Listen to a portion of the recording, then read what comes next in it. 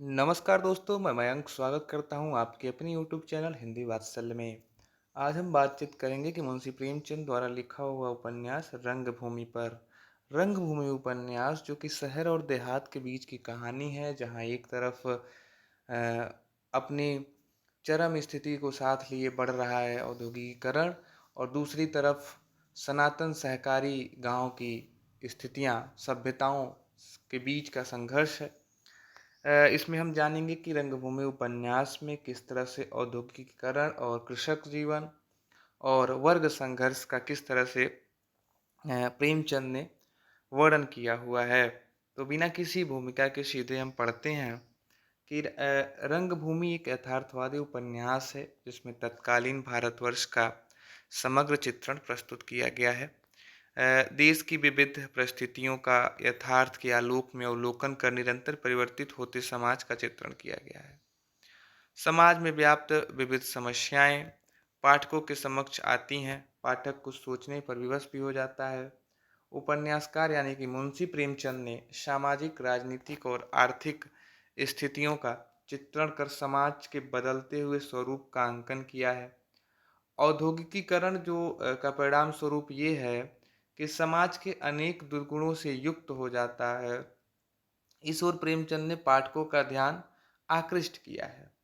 कहानी बनारस के पास एक गांव है पांडेपुर में रहने वाले भिखारी सूरदास के 5 एकड़ जमीन पर जान सेवक नाम के एक विदेशी पूंजीपति के प्रतिनिधित्व का ये पात्र रूप में पात्र आता है, जो सिगरेट सिगरेट का कारखाना लगाना चाहता है, किंतु सूरदास जमीन बेचने के लिए राजी नहीं होता है। जब सूरदास जमीन बेचने के लिए राजी नहीं होता है तो उस पर छलबल का प्रयोग किया जाता है। शहर में प्रसिद्ध पूंजीपतियों के साथ मिलकर वह जमीन हथिया लेता है और सिगरेट का कारखाना खोल लेता है।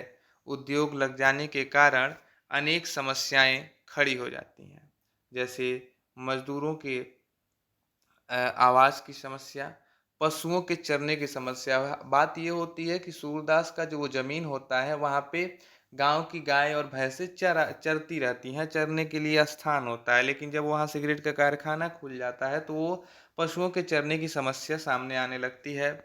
गाँव खाली कराने की चाल चली जाती है, पर सूरदास अपनी झोपड़ी खाली करने को तैयार नहीं होता है।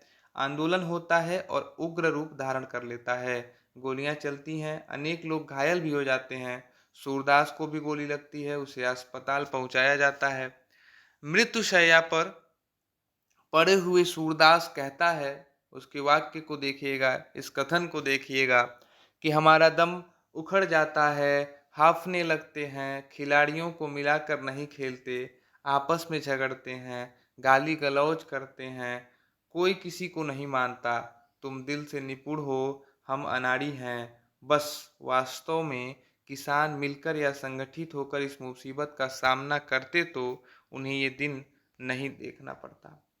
सूरदास का कहने का मतलब ये है कि जो अकेले सूरदास विरोध की आवाज उठाए हुआ था, अगर वो सारे किसान मिलकर एक स्वर में विरोध को जताते तो शायद आज ये दिन नहीं देखना पड़ता, आज ये सिगरेट की फैक्ट्री नहीं लगी होती, आज गांव छोड़ने के लिए लोग विवश नहीं होते।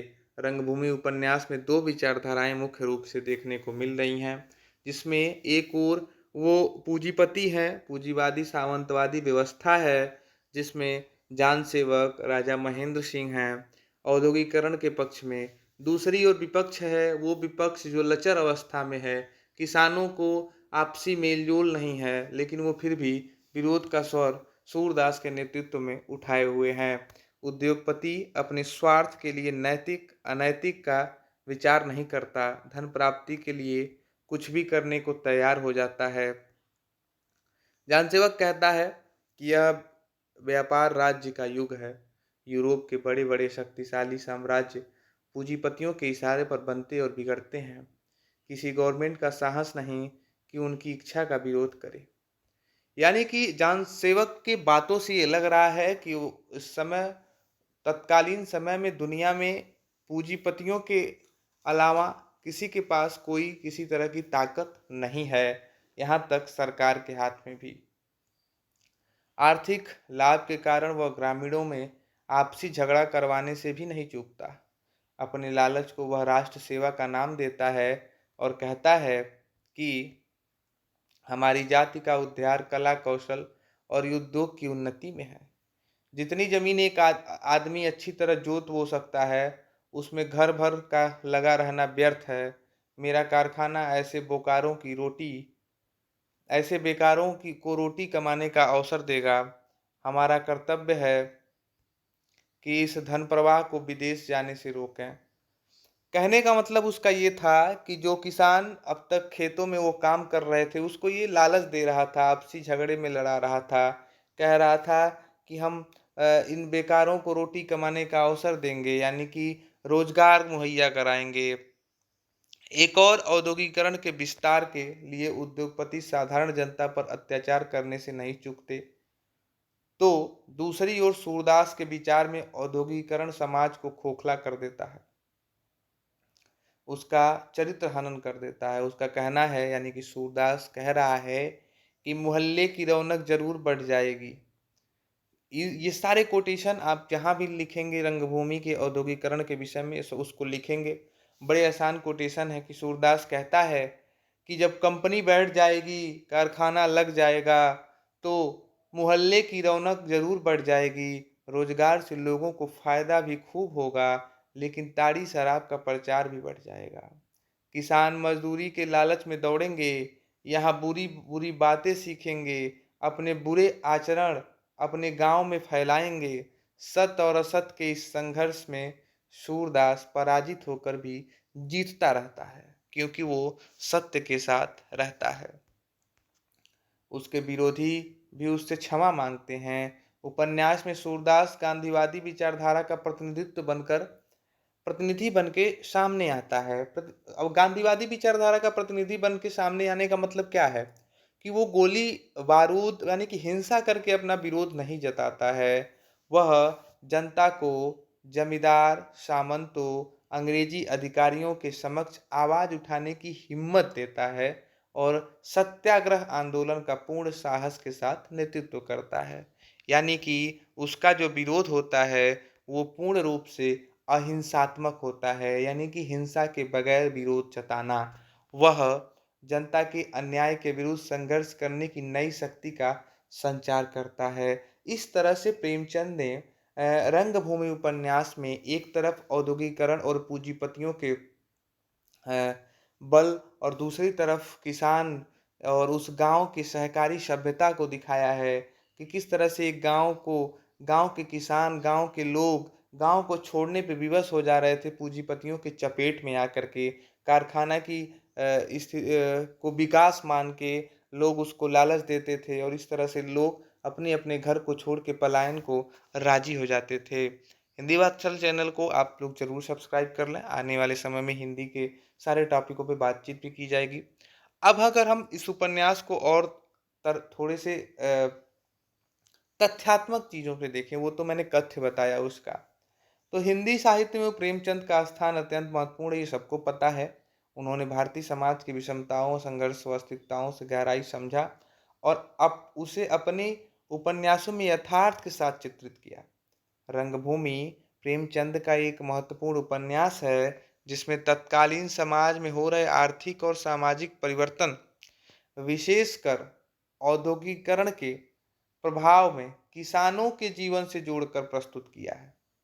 यानी कि जब कारखाने लग रहे थे, जब फैक्ट्रियां बैठ रही थीं, उस समय कृषक जीवन किस रूप में था, मुख्य रूप से रंगभूमि उपन्यास में मुंशी प्रेमचंद ने ये दिखाने का सफल प्रयास किया हुआ है। यह उपन्यास उपनिवेशवादी पूंजीवाद, भूमि अधिग्रहण, सामाजिक न्याय और किसान प्रतिरोध जैसे विषयों को अत्यंत प्रभावी ढंग से उठाता है। अब किन किन विषयों को उठाता है, तो वो पहला विषय है कि औद्योगिकरण एक नव साम्राज्यवादी प्रक्रिया यहाँ देखने को मिलती है, जहाँ औद्योगिकरण अपने शुरुआती दौर में है।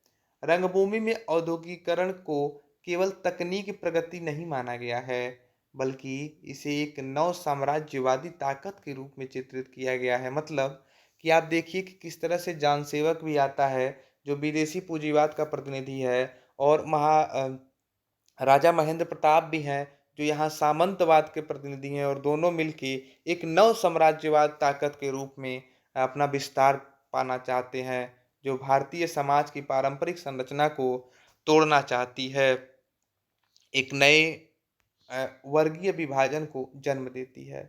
वही बात कि राजा महेंद्र प्रताप का विदेशी पूंजीपतियों के सहयोग से एक कारखाना स्थापित करना केवल एक आर्थिक कदम नहीं है, बल्कि साम्राज्यवादी हितों की पूर्ति के लिए किसानों की भूमि हड़पने की प्रक्रिया है। यानी कि कारखाना खोलना आर्थिक विकास नहीं होके किसानों की उन जमीनों को हड़पने का एक कारण भी है, एक साधन है। यहाँ पे प्रेमचंद ने कुछ बिंदुओं को अपने कथा और शिल्प के माध्यम से दर्शाने का प्रयास किया है, जिसमें औद्योगिकरण यह शहरी पूंजीपतियों का हित साधक है। इसमें स्थानीय सांस्कृतिक संरचना और आर्थिक स्वावलंबन को नुकसान पहुंचाता है। यह प्रक्रिया भारत में औपनिवेशिक शासन की उस नीति को उजागर करती है जिसमें विकास के नाम पर ग्रामीण जनजीवन को दरकिनार किया जाता है। ये जो औद्योगिकरण की प्रक्रिया है जिसका विरोध सूरदास कर रहा है, वो एक ऐसी व्यवस्था को जन्म दे रही थी जिसमें जिसको विकास कहा जा रहा था, लेकिन उस विकास जिसे वो औद्योगिकरण के नाम से विकास को बना रहे थे, कह रहे थे कि हम कारखाना लगाएंगे, लोगों को रोजगार मिलेगा, विकास होगा। वो विकास सिर्फ इस तरह से था कि ग्रामीण जनजीवन को दरकिनार किया गया, यानी कि किसानों की जमीन हड़पी गई, पशुओं के चरने के जगहों का कमी होने लगा, लोगों को अपने घर छोड़ने पड़े, गांव छोड़ के पलायन को विवश हो गए गांव वाले। इस तरह से वो भारत में औपनिवेशिक शासन की नीति को उजागर करता है। अब अगला जो इसमें चीज देखने को मिलती है इस उपन्यास में, वो है कृषक जीवन का यथार्थ। सूरदास के माध्यम से प्रेमचंद ने किसान वर्ग के भीतर विद्यमान आत्मबल, नैतिकता और संघर्षशीलता को उजागर किया है। सूरदास एक अंधा पात्र होने के बावजूद अन्याय के विरुद्ध सबसे मुखर आवाज बनता है। उसका संघर्ष केवल अपनी जमीन के लिए नहीं है, बल्कि संपूर्ण किसान वर्ग की अस्मिता और अस्तित्व की रक्षा के लिए है। यानी कि सूरदास की जो लड़ाई है वो किसानों की पहचान की लड़ाई है। सूरदास की जो लड़ाई है वो किसानों के अस्तित्व की लड़ाई है। आने वाले भविष्य में किसानों की किसानी बची रहे, इस चिंता की लड़ाई है। उसमें प्रेमचंद ने किसानों की गरीबी, अशिक्षा, भूमि पर अधिकार के संकट, उनकी आर्थिक असुरक्षा को वास्तविकता के धरातल पर चित्रित किया है। किसानों की जमीन उनसे जबरन छीनी जाती है। इसके पीछे सार्वजनिक हित का झूठा मुखौटा भी बताते हैं वो, कि जिस कंपनी और कारखाने को विकास का नाम देकर हम किसानों की जमीन को हड़पता है, वो पूंजीवादी और सामंतवादी मानसिकता, उसके झूठे मुखौटे को यहाँ उजागर करने का काम मुंशी प्रेमचंद ने किया है। सूरदास जैसे पात्र इस संघर्ष में नैतिक बल के प्रतीक हैं, जबकि पूंजीपति और राजा शोषण के प्रतिनिधि हैं। यानी कि जो सूरदास हैं वो इस संघर्ष में नैतिकता के प्रतीक हैं, और जो पूंजीपति जानसेवक और जो सामंतवादी शक्ति यानी कि राजा महेंद्र प्रताप शोषण के प्रतिनिधि के रूप में आए हैं। तीसरा जो आता है इसमें कि समाज में वर्ग संघर्ष की अभिव्यक्ति। रंगभूमि में किसान और पूंजीपति वर्ग के बीच संघर्ष केवल आर्थिक नहीं है, केवल पैसे की बात नहीं है। ये संघर्ष सांस्कृतिक है, ये संघर्ष सामाजिक है, ये नैतिक स्तर पर भी उपस्थित है। एक ओर जहाँ राजा और पूंजीपति वर्ग विकास और आधुनिकीकरण की भाषा बोलते हैं, एक और वो कहते हैं कि हम कंपनी खोलेंगे, रोजगार देंगे और विकास करेंगे, लोगों की दिनचर्या बदलेगी। दूसरी ओर वो किसान वर्ग अपने पारंपरिक अधिकार, जमीन और जीवन पद्धति की रक्षा करता है। और यह संघर्ष मार्क्सवादी दृष्टिकोण से विश्लेषण करने पर शोषक और शोषित वर्ग के बीच के अंतर्विरोध को भी स्थापित करता है। कहीं न कहीं जो किसान वर्ग है वो एक शोषित वर्ग का यहाँ प्रतिनिधि है, और जो राजा महेंद्र प्रताप हैं और जो जान सेवक है वो एक शोषक वर्ग के रूप में है। तो मार्क्सवादी दृष्टिकोण से भी अगर विश्लेषण करें तो ये दोनों के बीच के अंतर्विरोध को स्पष्ट करने वाला उपन्यास है। औद्योगिकरण के साथ एक नया सामाजिक ढांचा आकार लेता है, जिसमें परंपरागत समाज पीछे छूटता है और नया पूंजीवाद समाज प्रभावशाली हो उठता है। अब और बात करें कि सांस्कृतिक और नैतिक क्षरण भी होता है इसमें। उपन्यास यह दर्शाता है कि औद्योगिकरण केवल आर्थिक संरचना को नहीं बदलता, बल्कि सामाजिक संबंधों, मानवीय संवेदनाओं, नैतिक मूल्यों को भी प्रभावित करता है। कहने का मतलब ये है कि जब वो आधुनिकता की दिलासा दे करके कारखाना खोलने की बात कर रहे थे, तो वो केवल आर्थिक विकास की बात नहीं कर रहे हैं, आर्थिक स्थिति को बदलने की बात नहीं हो रही है वहाँ। वहाँ ये भी देखिए कि किसानों के बीच के संबंध, मानवीय संवेदना को मटियामेट कर देने की व्यवस्था, यानी कि वो किसानों पे बिल्कुल भी दया नहीं खाते हैं, उनकी ज़मीनों को हड़प लेते हैं। पशुओं पे कोई दया नहीं है, उनके चरने की ज़मीनों में अकाल आ जाती है। कोई किसी प्रकार की नैतिक मूल्य नहीं है। मतलब कि जो ये व्यवस्था है, वो कहीं न कहीं सांस्कृतिक और नैतिक क्षरण की व्यवस्था है। और इसमें लोग अपने स्वार्थ के लिए दूसरों के अधिकारों की अवहेलना करने लगते हैं। जिस तरह से सामंती और पूंजीवादी लोग औद्योगिकरण की चपेट में किसानों का के अधिकारों का अवहेलना कर रहे थे। औद्योगिकरण के पक्ष में खड़ा होता मध्यम वर्ग नैतिक दृष्टि से विचलित दिखाई पड़ता है। सूरदास का बलिदान इस बात का संकेत है कि समाज में नैतिक मूल्यों की पुनर्स्थापना के लिए त्याग और संघर्ष आवश्यक है। अब निष्कर्ष के रूप में हम इतना कहेंगे कि प्रेमचंद द्वारा लिखित रंगभूमि उपन्यास औद्योगिकरण के उस पहलू को उजागर किया है जिसमें समानतः प्रगति के चश्मे से देखा जाता है, परंतु वास्तव में यह किसान और निम्न वर्ग के शोषण का नया स्वरूप है। यह उपन्यास आधुनिकता, विकास और सामाजिक न्याय के बीच चल रहे संघर्ष का दार्शनिक और व्यवहारिक विश्लेषण प्रस्तुत करता है।